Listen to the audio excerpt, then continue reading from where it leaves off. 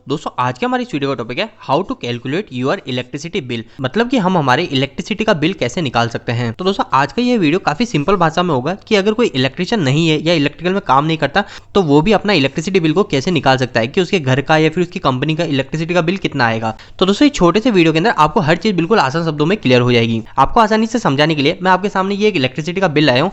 इसके अंदर आपको बस एक चीज देखनी है, वो देखनी है दोस्तों हमारी जो यूनिट आती है। आप बोलते हैं ना कि हमारे घर की इतनी यूनिट आई, उस यूनिट के हिसाब से हमको पैसे देने पड़ते हैं। तो दोस्तों वो जो यूनिट होती है उस यूनिट को हम KWH बोलते हैं और हमारे जो घर का बिल आता है वो बिल इस KWH के हिसाब से ही आता है। जैसा कि यहाँ पे भी इसमें लिखा हुआ है कि ये लिखा हुआ है KWH और इन्होंने यहाँ पे लिख रखा है कि हमने कुल उपभोग कितना करा, मतलब कि हमने कुल कितना यूज करा। तो इन्होंने यहाँ लिख रखा है कि हमने 71 KWH का उपयोग करा है इस एक महीने में। तो दोस्तों सबसे पहले हम ये चीज समझ लेते हैं कि आखिर ये KWH कैसे होता है और आप कैसे आपके घर का KWH निकालोगे। KWH का मतलब वही है कि हम बोलते हैं ना यूनिट, कि हमारे घर की यूनिट कितनी आई, तो हम हमारे घर की यूनिट निकालना सीखेंगे। तो दोस्तों इस वीडियो के अंदर मैं आपको यूनिट निकालने के दो तरीके बताऊंगा। नंबर 1 तरीके के अंदर मैं आपको पावर से यूनिट निकालना सिखाऊंगा, पावर से हम KWH निकालेंगे, और सेकंड तरीके के अंदर हम एम्पियर से यूनिट निकालना सीखेंगे। तो दोस्तों वीडियो को स्टार्ट कर लेते हैं। सबसे पहले हम पहले तरीके की बात कर लेते हैं। इसके अंदर दोस्तों हम हमारे उपकरण के पावर के रेटिंग के हिसाब से हम यूनिट को निकाल लेते हैं। तो दोस्तों मैंने यहाँ पे कुल 3 चीजें लिख दी है, ये तीनों चीजें आपको भी लिख लेनी है। मैंने यहाँ पे हिंदी में लिखा है ताकि सबको आसानी समझ में आ जाए। सबसे पहले हमको यहाँ पे उपकरण का नाम लिखना है, उसके बाद में हमारे जो उपकरण है वो उपकरण कितना है, और इसके बाद में हमको उपयोग लिखना है कि उसका उपयोग हम कितने घंटे कर रहे हैं। जैसे अगर आप किसी कंपनी का कर रहे हो तो आप यहाँ पे अपनी मशीन का नाम लिख सकते हो और उस मशीन की संख्या लिख के यहाँ पे घंटे लिख सकते हो। पर अभी हम उदाहरण के लिए घर का एग्जाम्पल ले लेते हैं। तो घर के अंदर हमारे जो उपकरण होते हैं मोस्टली जो यूज होते हैं, हमारे फैन होता है, हमारे घर के अंदर पंखे लगे होते हैं, इसके अलावा हमारे घर के अंदर बल्ब होते हैं या फिर हम इसको ट्यूबलाइट भी बोल सकते हैं। इसके अलावा हमारे घर के अंदर क्या उपयोग होता है, वो होती है टीवी। इसके अलावा हम सभी घर में फ्रिज और प्रेस का भी उपयोग किया जाता है। दोस्तों अगर आपके घर में इन 5 के अलावा कोई और भी उपकरण उपयोग में किए जाते हैं तो आप उनको भी नीचे लिख लीजिएगा।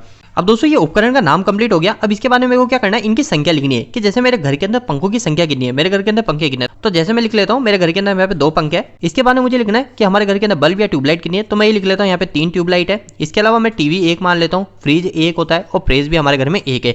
तो मैंने ये सबकी संख्या लिख ली कि कितना है। अब दोस्तों इसके बाद में मेरे को ये लिखना है कि इसका उपयोग कितना घंटे किया जाता है, यानी हमारा जो पंखा है इस पंखे को एक दिन में हम कितने घंटे चलाते हैं, हमारा बल्ब है इस बल्ब को एक दिन में कितना घंटे चलाते हैं। तो हमारे जो पंखे ये पंखे गर्मी के अंदर हमारे एक दिन के अंदर 8 घंटे आसानी से चल जाते हैं। पूरी रात पंखे चलते हैं तो ये 8 घंटे हो जाते हैं। इसके अलावा बल्ब की बात करें तो बल्ब में मान लेता हूँ रात को हमारे 4 घंटे और सुबह 2 घंटे, तो ये टोटल हमारे 6 घंटे चलते हैं। इसके अलावा टीवी की बात करें तो टीवी में मान लेता हूँ टीवी भी हमारे घर में 6 घंटे चलती है। दोस्तों एक चीज आपको यहाँ याद रखना है कि फ्रिज के केस में आप क्या लिखोगे। फ्रिज तो हमारा 24 घंटे चलता है, पर दोस्तों ऐसा नहीं है। अगर आपके घर में फ्रिज का नॉर्मल उपयोग किया जाता है, मतलब फ्रिज को पानी पीने या सामान वामान निकालने के हिसाब से किया जाता है, कोई दुकान नहीं है, तो उस समय यहाँ पे दोस्तों फ्रिज को हम यहाँ लिखेंगे 6 घंटे। क्योंकि दोस्तों फ्रिज जो होता है, फ्रिज हमारा बार बार लोड कंडीशन में जाता है फिर अनलोड कंडीशन में जाता है। लोड अनलोड का मतलब उसके अंदर जो कंप्रेसर होता है वो कंप्रेसर कुछ समय स्टार्ट होता है फिर कुछ समय बंद हो जाता है। तो आप यहाँ पे मेरी राय से यहाँ पे 6 लिख दीजिएगा फ्रिज के घंटे एक दिन के अंदर। इसके अलावा दोस्तों प्रेस की बात करें तो प्रेस मान लेते हैं हमारे पूरे दिन में 1 घंटे चलती है। तो दोस्तों इन सभी को लिखने के बाद अब हमको सिर्फ एक चीज देखनी है, वो देखनी है हमारे इन सब की पावर कितनी है। दोस्तों अगर आपको पावर नहीं मिल रही है, पावर ढूंढना अगर मुश्किल हो रहा है, तो आप सेकंड तरीका उपयोग कर लीजिएगा जो कि हम एम्पियर से हमारी KWH को निकालेंगे। पर दोस्तों अगर आपको पावर फिर भी अगर आपको पता करनी है तो आप क्या कीजिएगा, आपके जो भी हमारे घर के अंदर जो बिल आते हैं उस बिल के पीछे आप देखिएगा, वहां पे हमारे सभी उपकरण की पावर लिखी होती है। अगर दोस्तों आपको आपके उपकरण की नेम प्लेट पे पावर दिख रही है तो आप वहां से लिखिए, ज्यादा अच्छा रहेगा। अगर नहीं दिख रही है तो आप आपके बिल के पीछे जाके चेक कर लीजिए, आपको वहां से मिल जाएगी।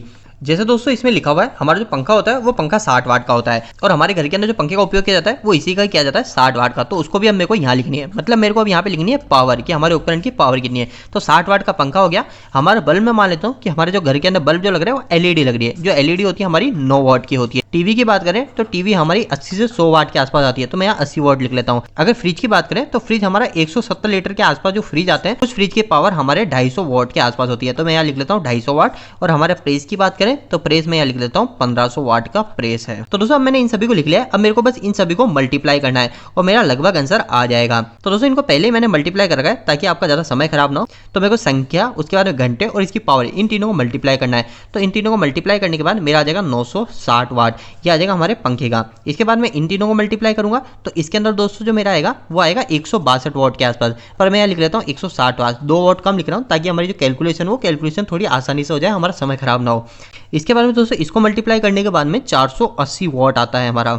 और बाकी फ्रीज और प्रेस के अंदर मल्टीप्लाई करने के बाद मेरे 1500 वाट आ जाते हैं। अब दोस्तों आपको भी इन सभी को इस तरीके से मल्टीप्लाई कर लेना है और इन सभी को मल्टीप्लाई करने के बाद में आपको इन सभी को प्लस कर लेना है और यहाँ पे जो वैल्यू आई इन सभी को प्लस करने के बाद वो यहाँ पे लिख लेनी है। तो मेरे केस के अंदर मेरी यहाँ पे जो वैल्यू आई वो आई 4600 WH। ये WH क्यों कर दिया मैंने यहाँ पे? तो दोस्तों देखो ये थे हमारे जो उपकरण थे, ये उपकरण की जो रेटिंग थी, जैसे मैंने आपको बताया था हमारी जो टीवी है वो टीवी 80 वॉट की है, हमारा जो फ्रिज है वो फ्रिज है 250 वॉट का, है ना। तो ये पीछे है इसके साथ में W, पर जो हमारी जो पावर है इस पावर के साथ में अभी जो मैंने मल्टीप्लाई करा वो घंटे का क्या है कि हम 6 घंटे फ्रिज को चला रहे हैं, टीवी को 6 घंटे चला रहे हैं, हमारे बल्ब को 6 घंटे चला रहे हैं, तो ये मैंने घंटे मल्टीप्लाई करा, तो ये साथ में इसके हो जाएगा WH। तो मैंने यहाँ लिख दिया 4600 WH।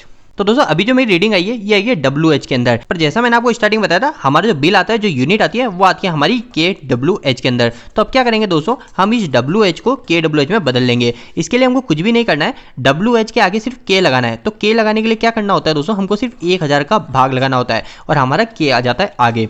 तो क्या करूंगा मैं WH के आगे K लगाने के लिए इस 4600 के अंदर 1000 का भाग लगा दूंगा। तो अब क्या होगा, ये 3 जीरो है यहाँ पे, तो 1 2 3 3 जीरो यहाँ पे कट जाएंगे, तो ये 1 2 और यहाँ पे आ जाएगा हमारा पॉइंट एक संख्या के बाद में। अगर आपको कैलकुलेटर उपयोग करना है तो आप कैलकुलेटर का उपयोग कर लीजिएगा। तो दोस्तों इनको भाग करने के बाद जो मेरी वैल्यू आएगी वो आएगी 4.6 kWh। पर दोस्तों ध्यान रखिएगा ये जो हमारी यूनिट आई, ये हमारी यूनिट आ गई ना, kWh आ गई तो हमारी यूनिट आ गई, पर ये जो यूनिट है ये यूनिट हमारे सिर्फ एक दिन की है। एक दिन की ही क्यों है, क्योंकि हमारे जो यहाँ पे घंटे लिखे थे वो घंटे सिर्फ एक दिन के उपयोग के हिसाब से लिखे थे।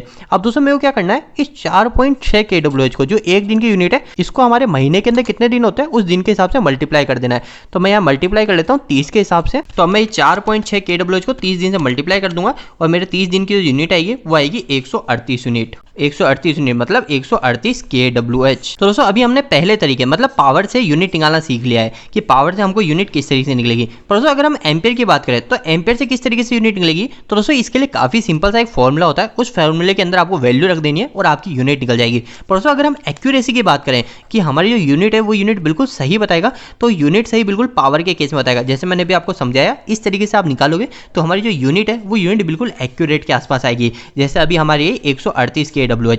इस एम्पियर के केस में सबसे पहले तो आपको लाना है क्लैम मीटर, जो आप देखते हैं मल्टीमीटर, वो क्लैम मीटर लाना है और उस क्लैम मीटर से आपको आपके घर की जो मेन लाइन है उस मेन लाइन का जाके एम्पियर लेना है और उस एम्पियर को लेने के बाद में आपको कहीं पे लिख लेना है। जैसे मैं मान लेता हूँ कि मैंने जो एम्पियर लिया वो लिया हमारी जो मेन वायर है, उस मेन वायर का 1 एम्पियर आ रहा है। तो दोस्तों मैं यहाँ पे जो फॉर्मूला लिख रहा हूँ उस फॉर्मूले को आप लिख लीजिएगा और उसके हिसाब से आप कभी भी एम्पियर से भी यूनिट निकाल सकते हो। तो दोस्तों हमको kWh निकालने के लिए क्या करना है, सबसे पहले जैसे मैंने भी आपको बताया 1 एम्पियर हमारे घर का खर्च है, तो यहाँ पे 1 एम्पियर लिख दिया। इसके साथ में दोस्तों मेरे को वोल्टेज लिखना है। दोस्तों ध्यान रखिएगा यहाँ पे आपको ध्यान रखना है, अगर आपके घर के अंदर सिंगल फेस वोल्टेज है या फिर आपके घर के अंदर 3 फेस वोल्टेज है उस चीज का ध्यान रखिएगा। अगर सिंगल फेस वोल्टेज है तो आपको घर के अंदर कितने वोल्टेज आ रहे हैं, 220 आ रहे हैं तो 220 लिख दीजिएगा। पर अगर 3 फेस वोल्टेज है तो आपको यहाँ पे क्या करना है, जैसे 3 फेस के अंदर हमारे 415 वोल्टेज आ रहे हैं तो हमको क्या करना है 415 इंटू 1.732 ये करना है और फिर बाद में इन दोनों को मल्टीप्लाई करने के बाद जो आंसर आएगा उसको यहाँ पे वोल्टेज के अंदर लिखना है, ठीक है। पर सिंगल फेस के अंदर हमको डायरेक्ट का डायरेक्ट हमारे वोल्टेज को उतार देना है। अब इसके बाद में दोस्तों हमको पावर फैक्टर लिखना है। तो इस पावर फैक्टर के केस में आपको बिल्कुल भी नहीं सोना है, यहाँ पे आपको लिख देना है 0.8 या फिर आप कुछ भी नहीं लिखो तो भी कोई दिक्कत वाली बात, क्योंकि हमारा जो एम्पियर से kWh निकलता है ये वैसे भी इतना एक्यूरेट नहीं आता है, तो आपको पावर फैक्टर लिखने की भी कोई जरूरत नहीं है। आपको सिर्फ एम्पियर और वोल्टेज को लेके आपको 1000 से भाग लगाना है। तो अब मैं क्या करूंगा, यहाँ पे 1000 से भाग लगा दूंगा। तो दोस्तों इसको मैं पूरा सॉल्व करूंगा तो मेरा जो kWh बनेगा वो kWh आएगा 0.22 kWh।